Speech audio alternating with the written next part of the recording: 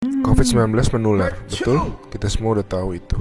Parahnya karena masa inkubasinya bisa sampai 14 hari, orang bisa positif corona tanpa demam dan batuk. Gak kelihatan. Kalaupun dia nanti batuk dan demam, bisa jadi itu bukan corona, bisa jadi flu biasa. Jadi bingung kan? Nah, saat ini cara yang paling akurat yang kita punya adalah dengan testing. Pemerintah ini sedang mempersiapkan testing massal di hari-hari ke depan. Pesan utama video ini adalah jangan panik ketika nanti setelah testing massal, angka positif corona kita naik tajam. Kenapa? Ibaratnya selama ini lampu yang nyala itu cuma lampu kecil aja, sehingga kasus yang kelihatan ya sedikit. Tapi begitu lampu-lampu lain dinyalain, baru semuanya kelihatan.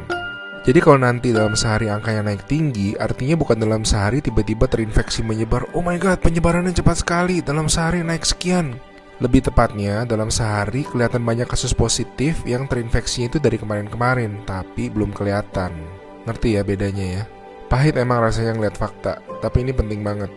Makin kelihatan, makin mereka bisa diisolasi sehingga nggak nularin ke orang-orang yang lebih banyak lagi.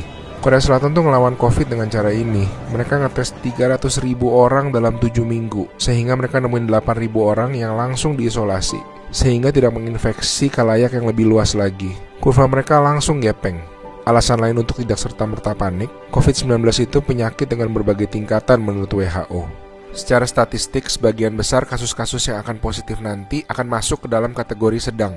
Dan secara statistik, kebanyakan bisa sembuh. Tetap berbahaya, tetap harus sangat waspada, tapi lengkapnya baca-baca jurnal resmi WHO ya.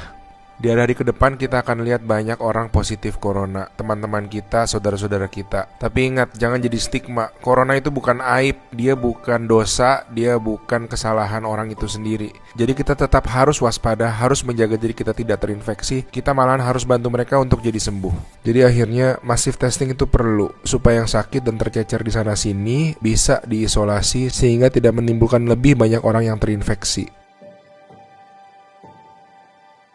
Pahit rasanya nanti ngeliat angka-angka ke depan, tapi ini langkah yang sebetulnya sangat positif.